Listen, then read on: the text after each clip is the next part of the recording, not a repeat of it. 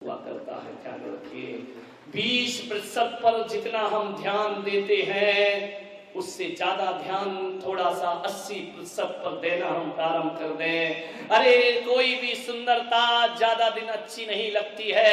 एक सुंदर चेहरे को कितने दिन देखोगे? 1 दिन, 2 दिन, 3 दिन, उसके बाद उससे मन भर जाया करता है। लेकिन जुबान की सुंदरता वो होती है जो मरने के बाद भी याद रखी जाती है और उससे कभी मन भरता।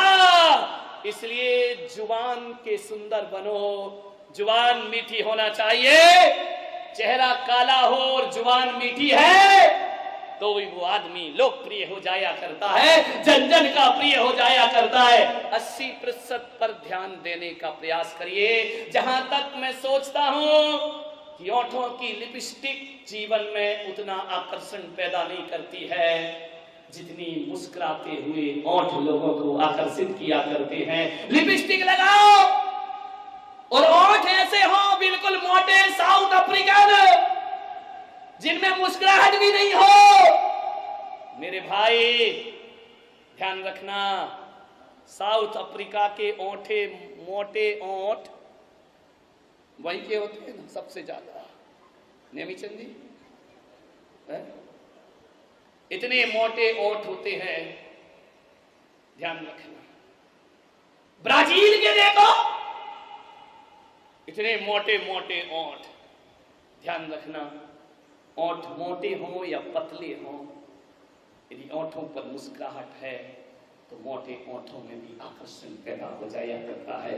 जुबान में यदि मिठास है तो एक बात ध्यान रखना, मीठी जुबान तुम्हें जनता का लोकप्रिय बना देगी। और जुबान में यदि मिठास नहीं है, कितनी भी ओंठों पर लिपस्टिक रहे उसका कोई फर्क नहीं पड़ा करता है। जीवन में आभूषण से उतना सौंदर्य नहीं आता है जितना मीठी भाषा और व्यवहार से जीवन में सौंदर्य आया करता है। रूप कैसा भी हो, काले पैदा हो गए कोई बात नहीं मेरे भाई।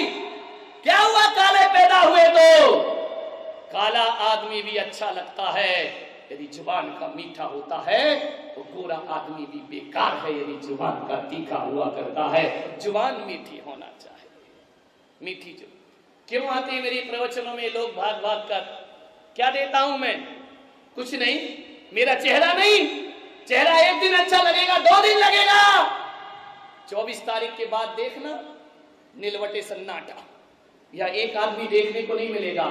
ये लोग मेरे चेहरे को देखने नहीं आए हैं, ये दूर दूर से लोग यदि यहाँ आते हैं तो मेरी जुबान को सुनने के लिए, मेरी आवाज को सुनने के लिए आते हैं।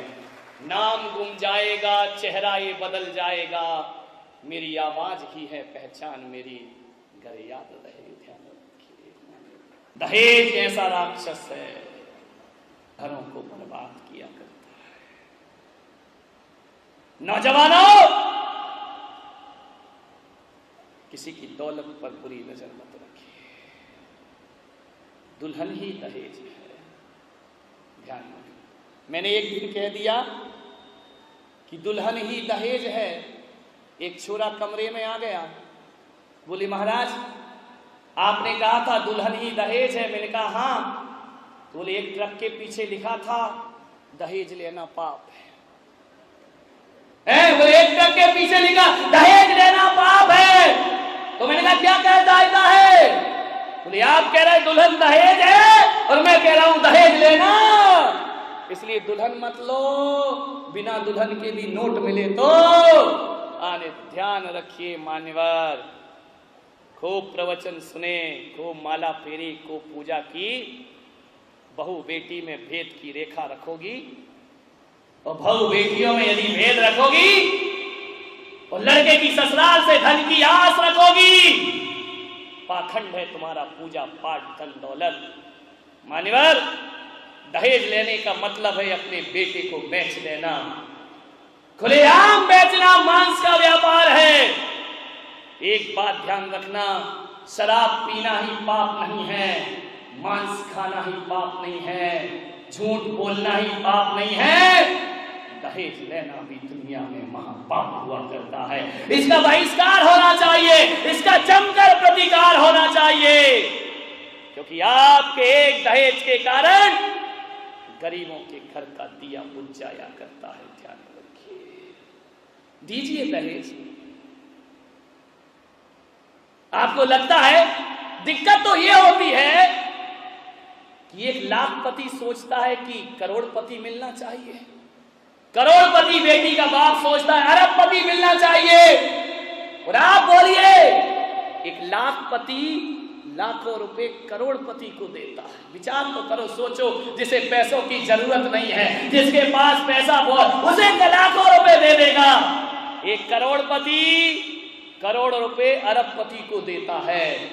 इतना दहेज देने का शौक है ना, तो एक सुशील और इज्जत वाला लड़का हो और निर्धन हो, एक करोड़पति को तुम्हारे लाख की जरूरत नहीं है, उस निर्धन को दो, उसका घर बसा दो और अपनी बेटी के हाथ उसके साथ पीले कर दीजिए। विचार करिए, करोड़पति बिगड़े लड़के से बेटी देने से अच्छा किसी संस्कारित गरीब लड़के को अपनी बेटी दे देना चाहिए। उसको व्यापार करा दो। दहेज इसीलिए तो आएगा कि एक करोड़पति अपने से कम वाले को अपने जैसा बना ले, आश्रित जन को निस्सम कर दे धनी लोग धन धर्मी से, और नहीं करें तो उन्हें लाभ क्या उन धनिकों की। धनवान तो वो होता है जो निर्धन को अपने जैसा बनाता है। लेकिन लड़की का बाप सोचता है अरबपति के यहां जाना चाहिए, पैसे वाले को पैसा क्यों देते हो, किसी गरीब इज्जत वाले को पैसा दीजिए।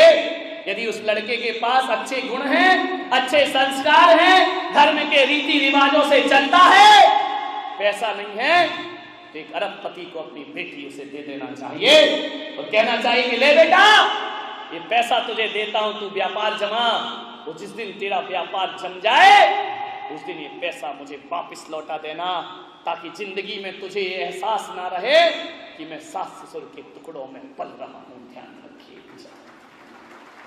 सोचना है, अच्छा बनाओ उसे, अपने जैसा बनाओ, तब तो तुम्हारा दहेज लेन देन सार्थक होगा। मेरा आपसे निवेदन है, और ऐसी प्यारी प्यारी बातें बोलेंगी, हीरा सा बेटा, जब हीरा सा था तो तेरे दिमाग में कीड़ा सा पड़ रहा था, अपनी लड़की दे देती। ध्यान रखें, ये घरों में आग लगाने के काम है। मिले नहीं मिले दहेज, तुझे क्या लेना देना है। मंदिरों में बैठकर घंटा भर इसमें लगता है। तुम क्या सोचती है 2-2 घंटे धर्म करके आ रही है? बिल्कुल नहीं, बुढ़िया पुराण खुला रहता है। ध्यान रखिए, सोचिए आप कैसे घरों को आग लगाई जाती है। हीरा सा बेटा कौड़ी के भाव बेच दिया, मेरा होता लाखों रुपए लेती मैं दहेज में। ध्यान रखना, विचार करो, एक इतनी अच्छी सास के कान में कचड़ा डाल दिया, क्यों किसी का घर उजाड़ती हो। एक सास बैठकर मंदिर में बहू की बुराई कर रही है, मैं पहुंच गया, मैंने कहा क्या कर रही हो यहां बैठ करके। बोले महाराज कुछ नहीं कर रहे। तो मैंने कहा बहू की बुराई कर रही थी ना तू यहां बैठ के अभी। बोले महाराज आपने ही तो कहा था। अरे मैंने कहा मैंने कब कहा बहू की बुराई कर।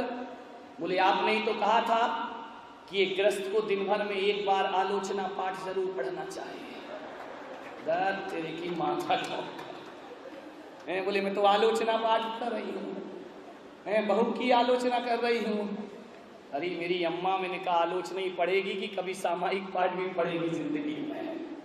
विचार करिए आप, जिस घर में स्त्रियां होती हैं और पति आदमी झाड़ू लगाए, रिद्धि सिद्धि बाहर चली जाती है। मैं झाड़ू लगा दूंगी कोई बात नहीं है। बेटे ने कहा नहीं मां, मेरे होते तू झाड़ू नहीं लगाएगी, ला झाड़ू मैं लगाऊंगा। मां ने कहा नहीं बेटा, जब तक हाथ पैर चल रहे हैं मैं झाड़ू।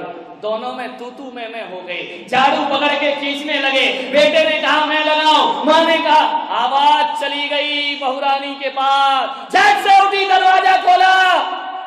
कमबख्त लोग सोने भी नहीं देते शांति से।